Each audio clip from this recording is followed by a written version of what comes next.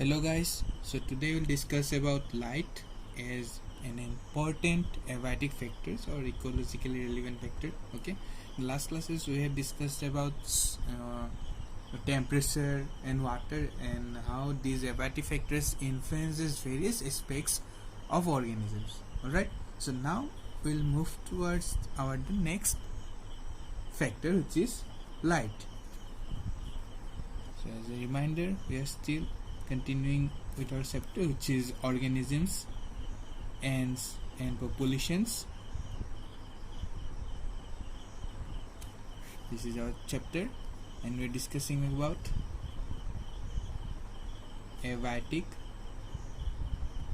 factors. We have already discussed about temperature and water. Alright, so next topic would be light. Alright, now what is light? The first question will be, what is light? So light is nothing but the visible part of the electromagnetic spectrum. Okay, so light is the visible part of the electromagnetic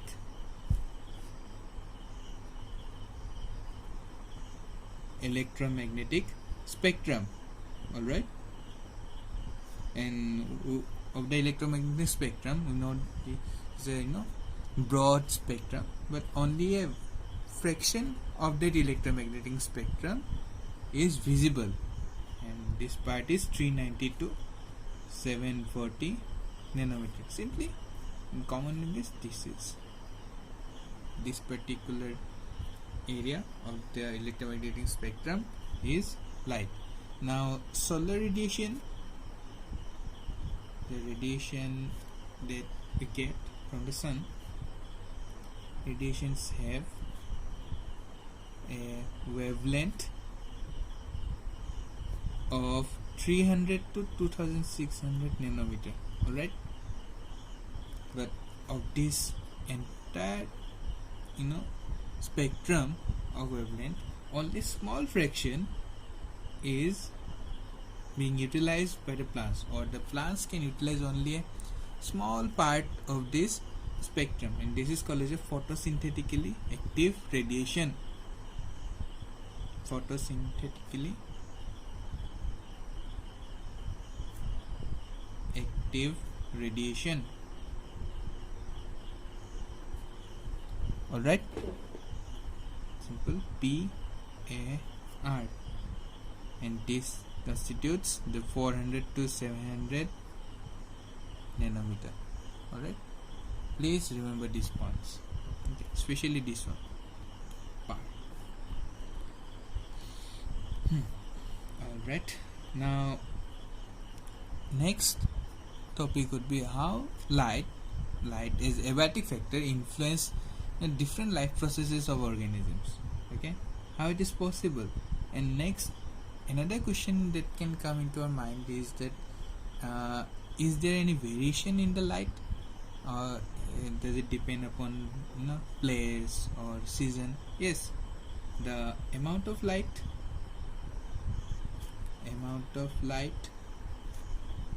and its intensity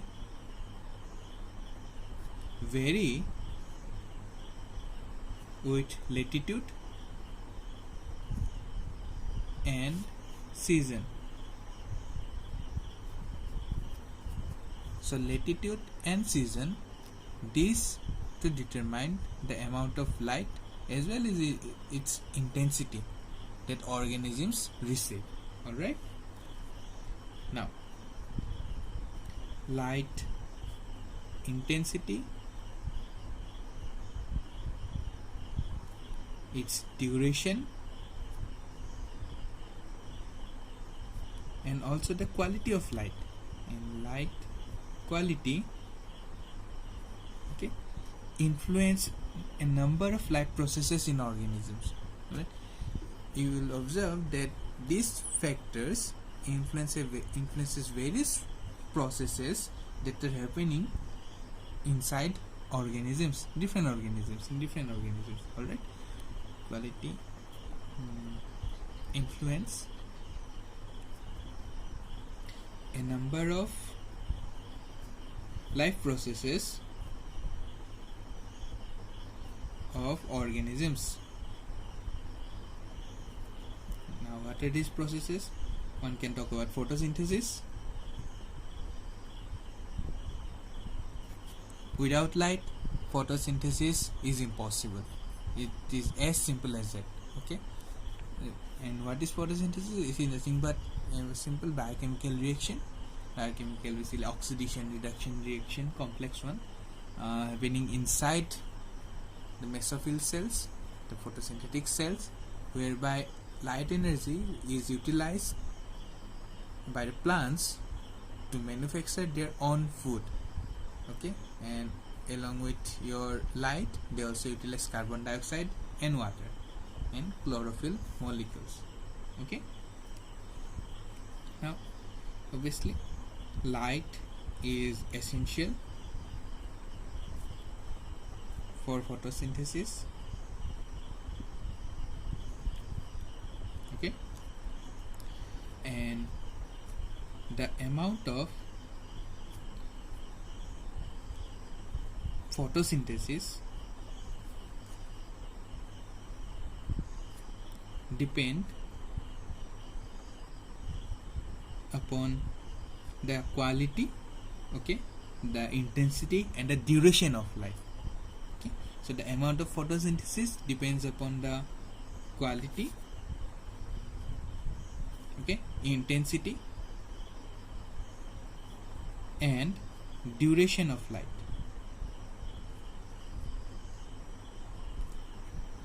Clear? All right.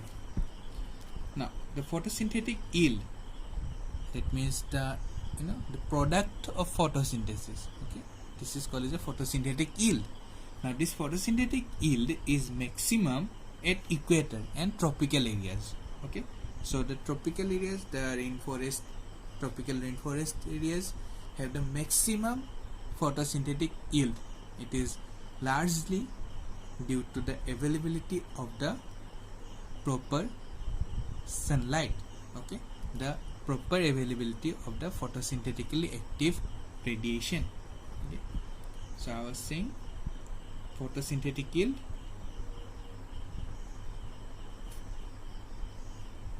is maximum at equator, which is 0 degree latitude, alright, and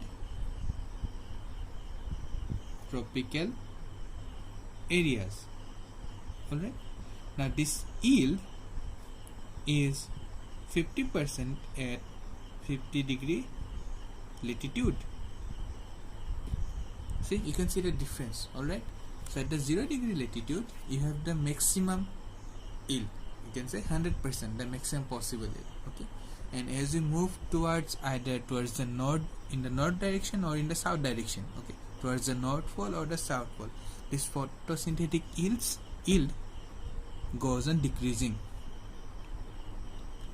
If this is the earth, this is the equator, 0 degree, as we move towards the north pole or the south pole, it will go on decreasing,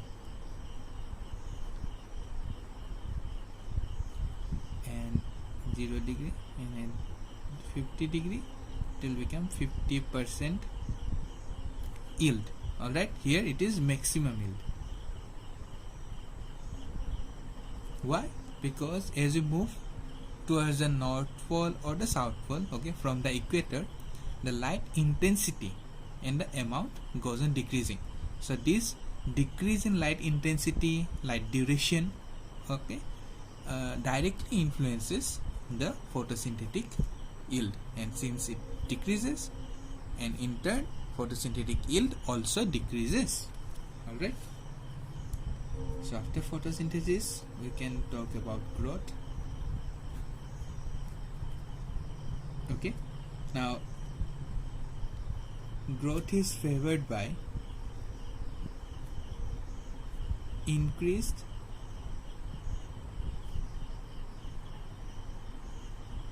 availability of food. Okay, also moderate light intensity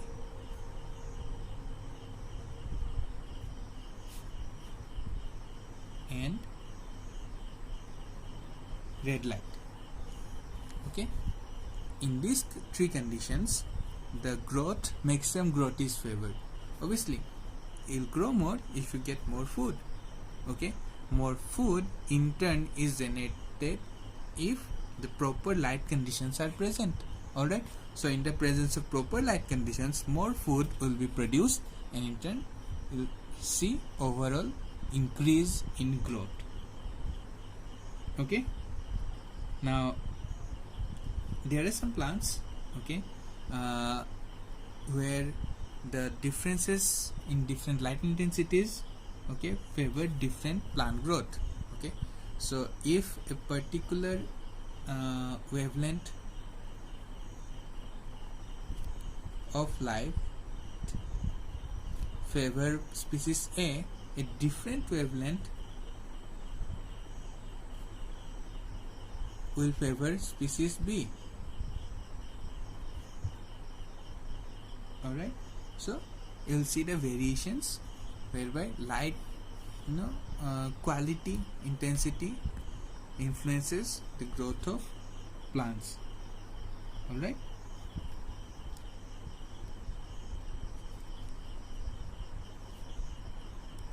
next we can talk about transpiration.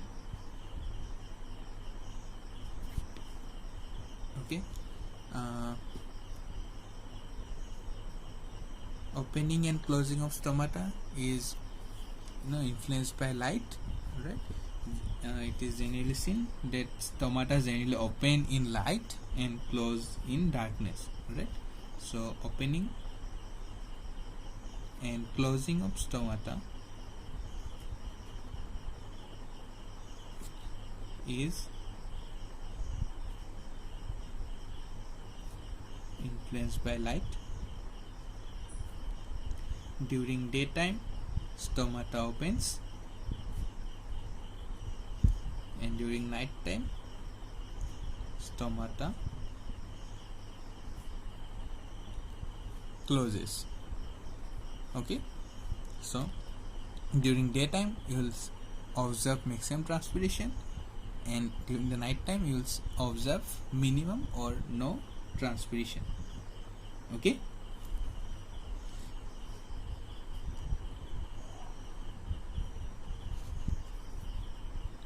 next, germination. There are many seeds which are actually sensitive to light. Okay, they are called as a photoblastic seeds. Okay, now positively photoblastic seeds will germinate only in the presence of light, and the negative photoblastic seeds do not germinate in presence of light. Okay, again I am saying a number of seeds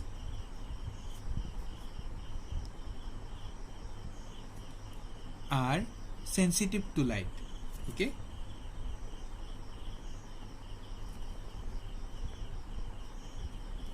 then, and they are called as these photo light or these light sensitive seeds are called as photoblastic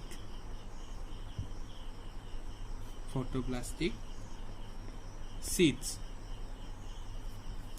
Okay, so these seeds which are sensitive to light are called as photoblastic seeds. Okay,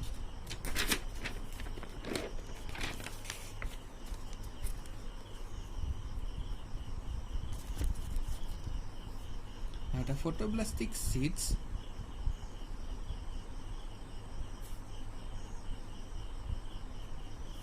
can be positively photoblastic seeds, positively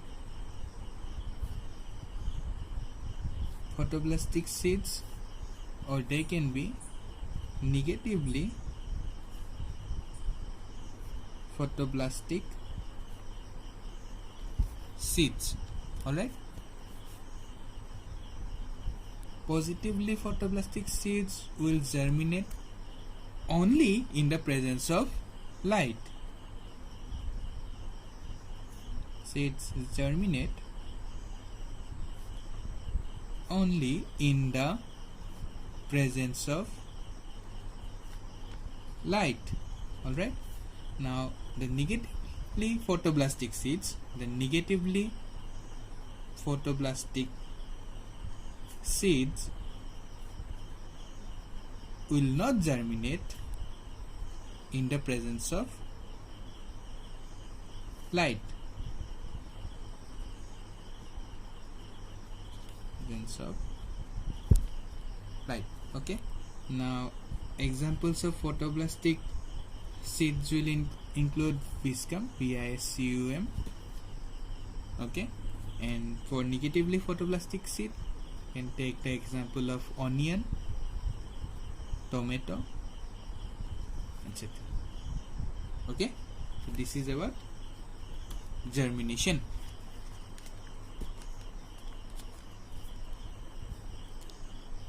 Next, we can talk about pigmentation.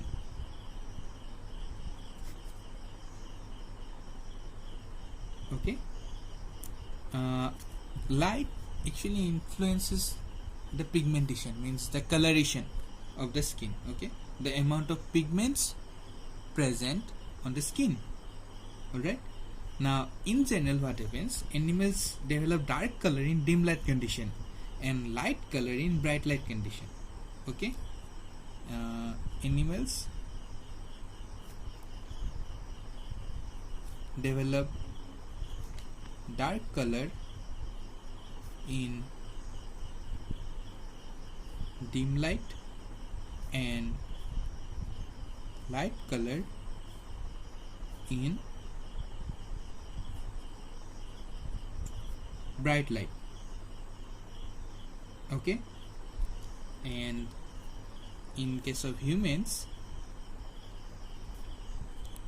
prolonged exposure to light causes tanning or darkening of the skin, because it, so that it can protect our skin from the UV. Okay, prolonged exposure to light causes tanning or darkening of skin. Alright, and also some animals show seasonal color changes. Okay, their color changes or vary in accordance with the season. Okay, so like the pigmentation is determined by your light. Okay,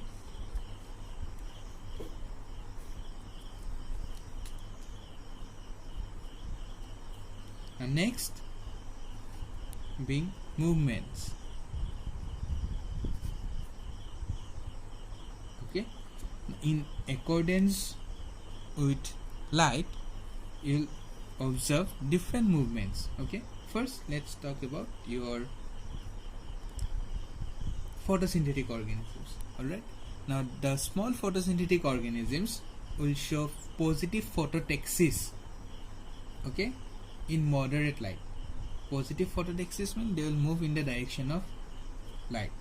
Okay, and your plant shoots always bend towards the source of the light, and this is called as a phototropism. Okay, then the flowers of some plants will open and close in response to light and darkness, and this is called as a photonesty. Okay, then there is something called as a nyctinesty, which is folding of leaves in response to darkness. Okay, I'll mention everything now. So here are some small photosynthetic organisms.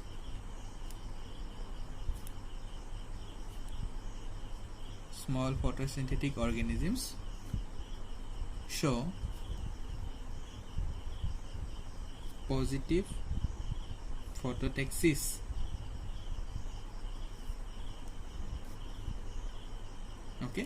photodexis movement in accordance with light. Photo means light, dexis movement. Okay, then plant shoots bend towards the source of light. Okay, and this process is called as your positive phototrophism. This is called as your positive phototrophism.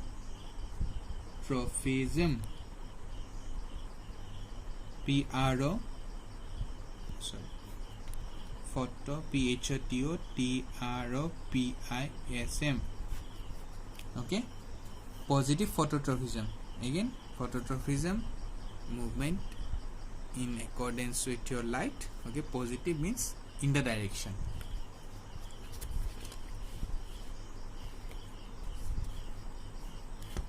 Next,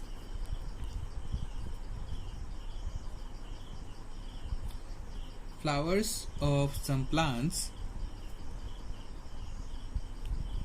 open or close in response to light and darkness. Okay, and this phenomenon is called as photonasty. Photonasty. This phenomenon is called as a photonasty. Then folding of leaves in response to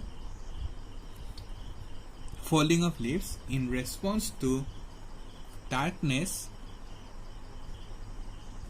is called as nyctinasty. Nyctinasty.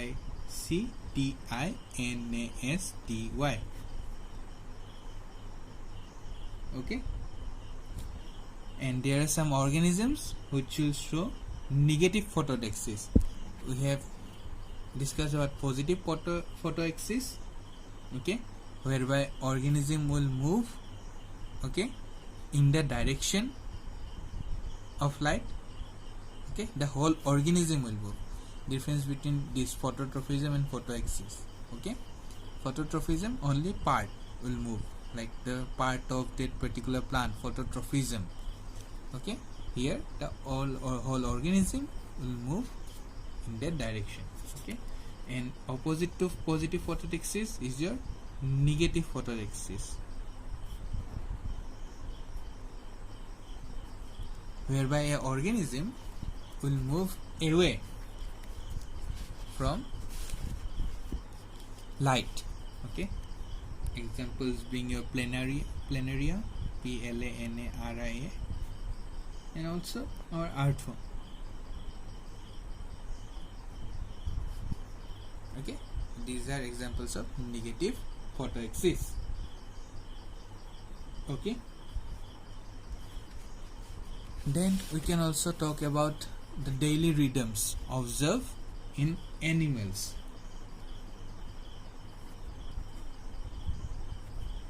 Daily rhythm, RHYTHM, daily rhythm in animals. Okay, now most animals generally remain active during a particular period of time only. Okay, we have observed in nature that most of the organisms remain active only during a certain period of time during the day. Okay, like the entire day, 24-hour period. Okay, now depending upon this period, the period during which these animals remain active, there are different types of classifications. Okay, first being your diurnal, diurnal. Okay, it is like active during daytime. Diurnal animals are active during the daytime. Example being most birds and butterflies and many animals, etc. Okay, most mammals. Alright. Next is a nocturnal. Nocturnal. These are those organisms which are active during the night. Active during night. Example being your owl, rat, cockroaches, etc. Okay. Next is your auroral. Auroral. Auroral. Okay. These are animals which are active at dawn or early morning. Okay. Active at dawn or early morning. Okay. Example being your Bubalcus. Bubalcus. These are scientific name. Bubalcus.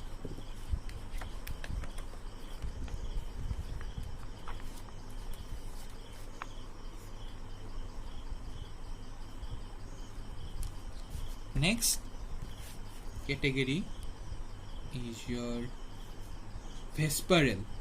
Vesperal. Okay. Next category is your vesperal. These are those organisms which are active at the time of dusk or sunset. These animals are active at the time of dusk or sunset. Okay, you can take example of rabbit.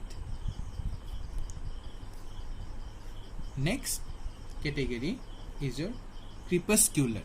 Crepuscular.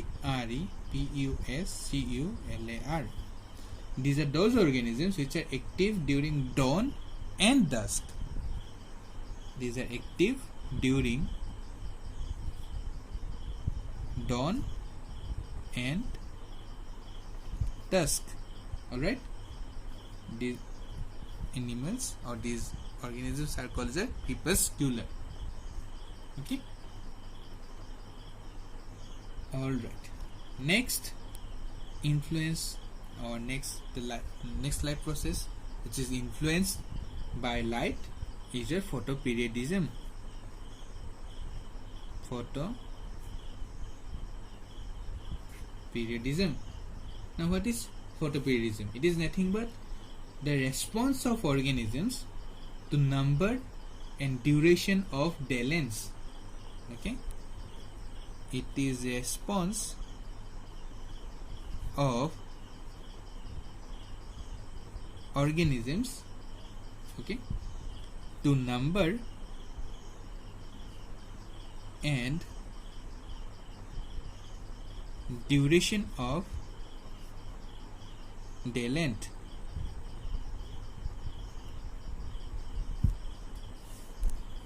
Alright, and we have discussed photoperiodism in plants, whereby plants will sense the length of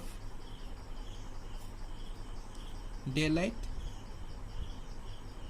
first and for how long this length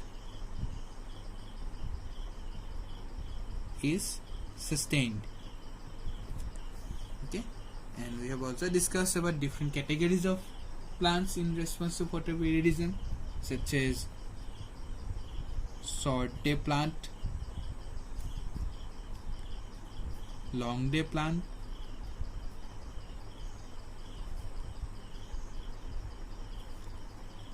day neutral plant. Okay, these are different categories which we have already discussed in the chapter plant growth and development. Okay,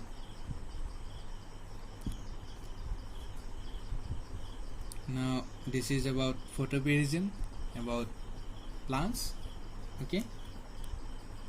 Next, phenology. PHENOLOGY. Okay. What is phenology? The timing of seasonal activities of organisms.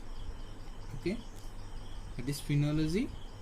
Is the timing of seasonal activities of organisms. Okay, such as migration, flowering, etc. Flowering, migration. Okay, and phenology, it is mainly your influence or controlled by photoperiodism. Okay, so photoperiodism, it is nothing but the response of organisms, the response or the stimulus that they get in response to the length of time. Okay, this is your photoperiodism. And phenology is the timing of seasonal activities, and when these particular responses get translated into different activities. Okay, so suppose I'm a plant, I'm sensing this particular period of light, this photoperiod. Okay, and this particular sensation, this particular stimuli is being translated into flowering. This is called as a phenology. So phenology, it is controlled by photoperiodism. Alright, so photoperiodism actually influences the different activities of organisms, and photoperiodism, it is nothing but response of organisms to light. Okay, available light.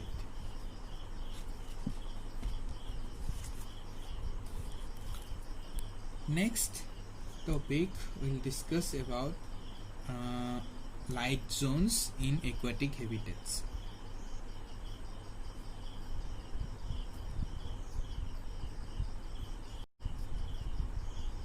Light zones in aquatic habitats. Alright.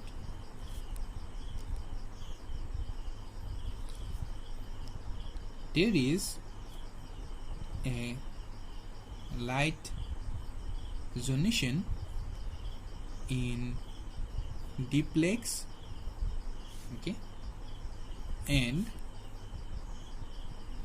oceans.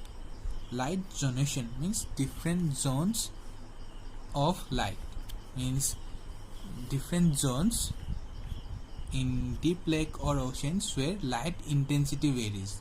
Okay, in some zones you will have high light intensity, and in some zones you'll find that there is no light is present, it is under complete darkness. So this is called as a light zonation. Okay, let me put a diagram here. Suppose this is the sun, here we have the sunlight coming,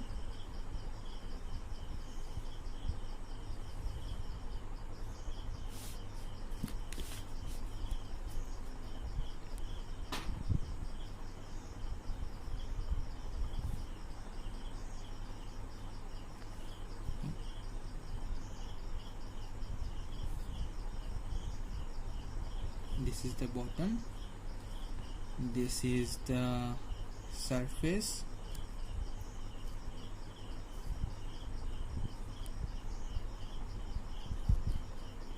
of water. Right, here you will find vegetations. Okay, now you will find that there are different zones present here. What are the zones? This is the surface. This is one zone A, then suppose B,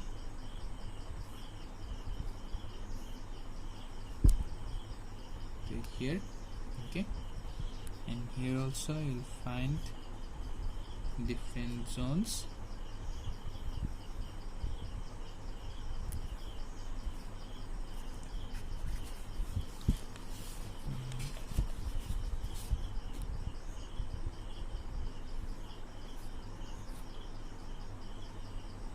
Light and oxygen levels, profundal zone, benthic zone, dysphotic zone, euphotic zone, okay. Then here will be a limnatic zone,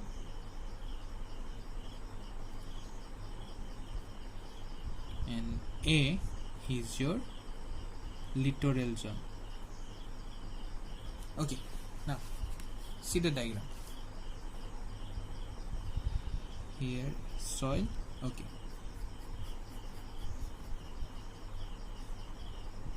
So imagine one deep lake, alright.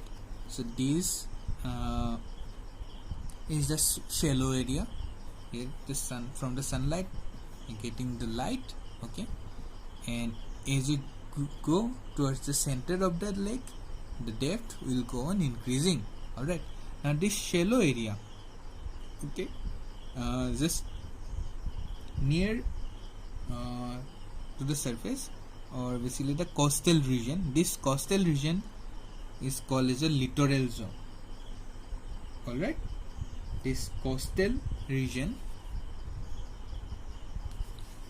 littoral zone, it is shallow coastal region, alright. Clear?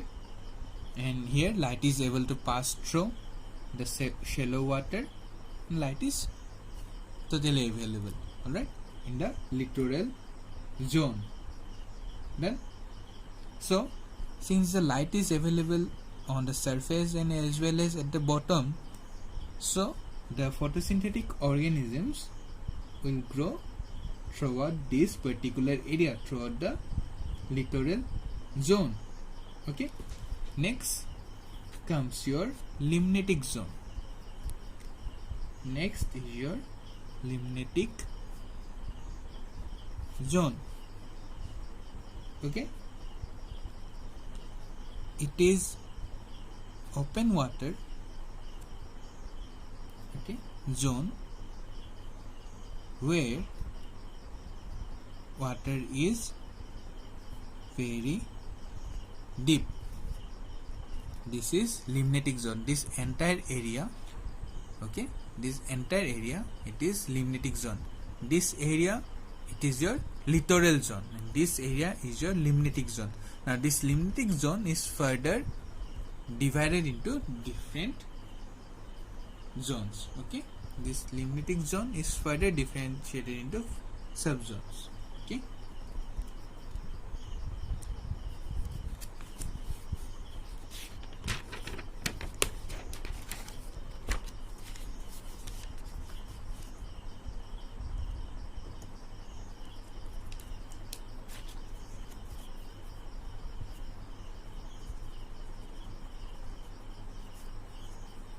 Now this limnatic zone has three parts, okay. Photic, aphotic, and benthic, alright. This limnatic zone has three parts: photic, aphotic, and benthic. Now we'll talk about photic,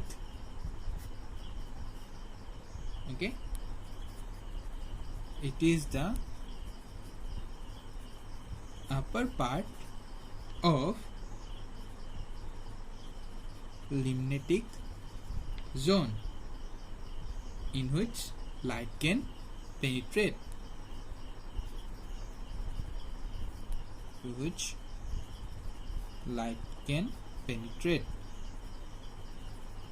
This is called as a photic zone. Okay, and depth is up to 200 meters. Alright, this is called as a photic zone. Okay, now the upper part of the photic zone, it is called as a euphotic zone. Okay, upper part of photic zone is called euphotic zone. Alright, and in this area light intensity is more. Okay, and this is the part, it is around 20 to 80 meters. Okay, next the portion, the part below the photic zone, it is called as a dysphotic zone.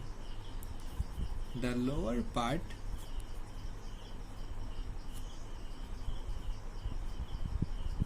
below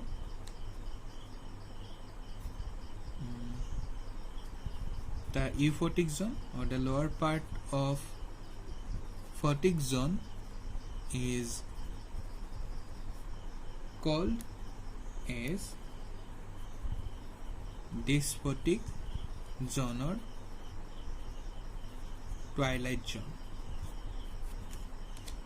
Okay, and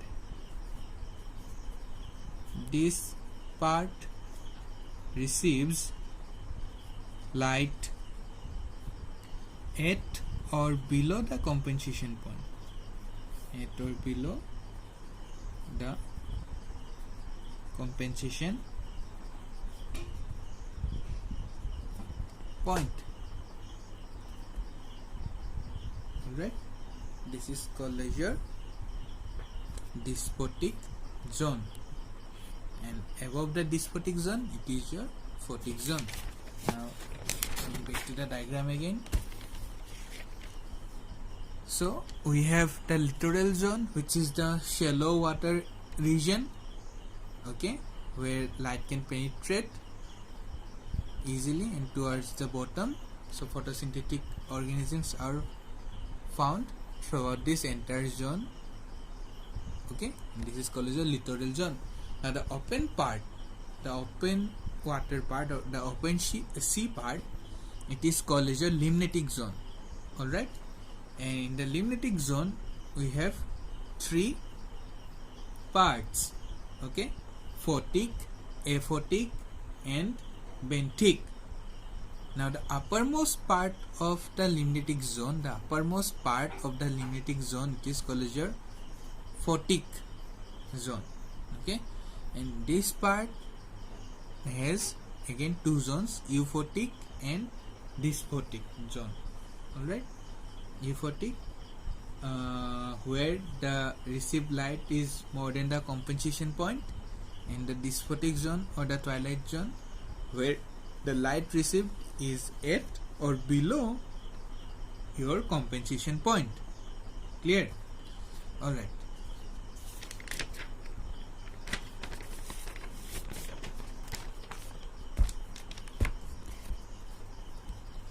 Next, after photic is your aphotic or profundal zone. Okay, it is zone of deep water below the photic zone. Okay, and above the bottom, to which light does not penetrate. Okay, this is your profundal zone or aphotic zone. Okay, and last we have the benthic zone.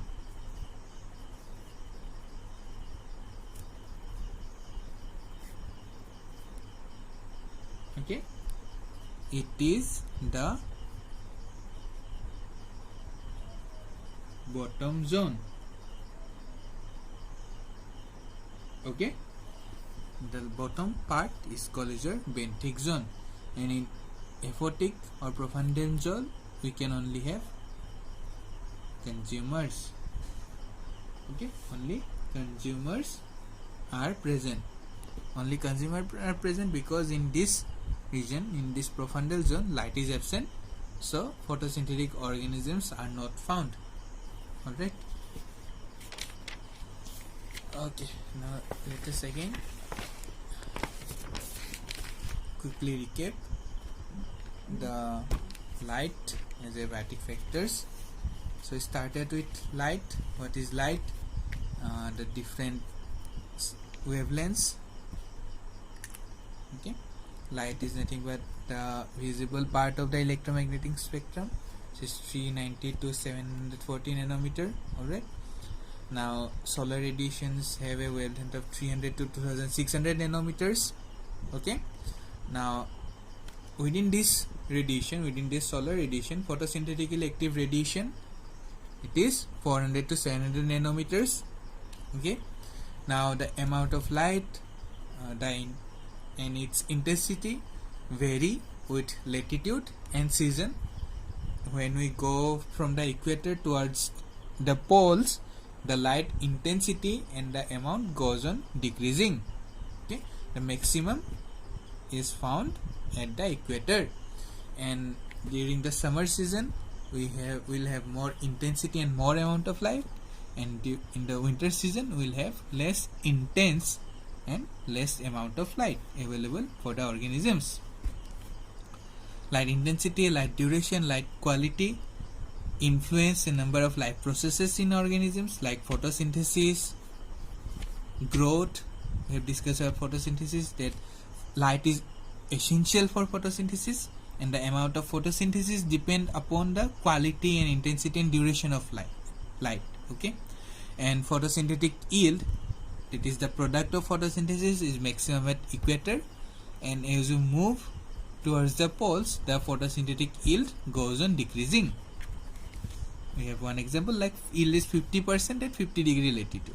From 0 to 50 degree latitude, 0 at 0 degree latitude, at the equator it is maximum, and call it as 100%. And as we move towards the poles at the 50 degree latitude, the yield is 50% as compared to that in the equator. Then again, growth is also influenced by light. Growth is favored by increased availability of food, moderate light intensity, and mainly red light. Okay, and it has been also observed that different wavelengths of light encourages different patterns of growth in different organisms. Okay, like for suppose an organism A grows, finds it more favorable to grow in this particular wavelength, X wavelength, but another organism B will find it favorable to grow in another wavelength of light. Okay, so light will influence the growth patterns of different organisms. Then also transpiration is influenced by light. Opening and closing of stomata is influenced by light. We observe that during the daytime stomata opens, and during the night time the stomata closes. So whenever the stomata opens, transpiration will be maximum, and as the stomata closes, the transpiration will be minimum or nearly zero. Okay, then germination is also influenced by light. A number of seeds are found to be sensitive to light. Okay, and these seeds are called as photoblastic seeds. Now there are some seeds which are called as a positively photoblastic seeds, and these positively photoblastic seeds will germinate only in the presence of light, while the negatively photoblastic seeds will not germinate in the presence of light. Okay. And pigmentation, the coloration, the present, the what pigments are present, the amount, it is also determined or influenced by light. It has been generally observed that animals develop dark color in dim light conditions and light color in bright light conditions. Also, the exceptions are there, obviously. And the exposure to light also determines pigmentation, the how much exposure we're getting, and the type of light, it also influences the pigmentation in organisms. Like in case of humans, you will observe that humans in equators or the warm regions where the light intensity is more, develop more pigmentation, more melanin in their skin as compared to those from the temperate areas or the colder areas, because their light intensity is less. Okay, so from the humans also you can take examples of human also where the pigmentation is determined by light, different factors of light. Okay. Next, movement, different types of movements which are influenced by light, like photoaxis, phototrophism in plants, photonesty, then nyctinesty, then negative photoaxis observed in planaria, earthworm, etc. They will basically move away from light. Earthworm, planaria, these organisms, they will try to move away from the source of light. That's why it is called the negative photoaxis. Positive photoaxis, they will move towards the direction of light. Okay, in the negative photoaxis, they will move away from the direction of light. Then daily rhythm of animals are also influenced by light. Like diurnal animals are active during the daytime. They will not be active during the daytime, like most birds, butterflies, most mammals also. Okay. Then there are nocturnal animals which are active during the night. Example, owl, rat. Okay. Then auroral, which are active at dawn or early morning. Then there are organisms called the vesperal, which are active at the time of dusk or sunset. Then crepuscular, they are active during either dawn and both dawn and dusk. Okay. Then there is a phenomenon called as a photoperiodism. What is photoperiodism? It is the response of organisms to number and duration of day length. Duration of day length, and for how long this particular duration is being sustained, for how many days. Okay, example. Now, depending upon photoperiodic response in plants, we have short day plants, long day plants, day neutral plants. Okay, depending upon when they flower. Alright. Next, there is something called the phenology. Phenology, it is a timing of seasonal activities. Okay, we can say that mango flowers during this particular time, this particular season. This is a phenology, and this season is influenced by this photoperiodism. Okay, photoperiodism, the response of organisms to light. Phenology, the timing of seasonal activities.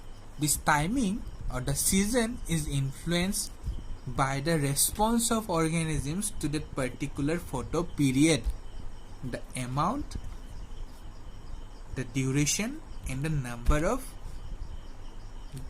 the day length. Okay, so this season is actually influenced by photo periods. Alright, then we discussed about different light zones in aquatic habitats. Like imagine a deep lake. As we will go deeper, you will find that less and less light is available in the deeper zones. Okay, so the first zone is called as a littoral zone, which is the shallow coastal region. This particular area is called as a littoral. Littoral, the shallow part. See, broadly there are two regions, okay? Littoral, the coastal region, and the limnatic zone, the open water region. This open water region is further divided into other zones, other parts, okay? Littoral zone, single zone, okay? The coastal, shallow coastal region, the littoral zone. The limnatic zone, it will have three basic parts, okay? Broadly three parts: photic,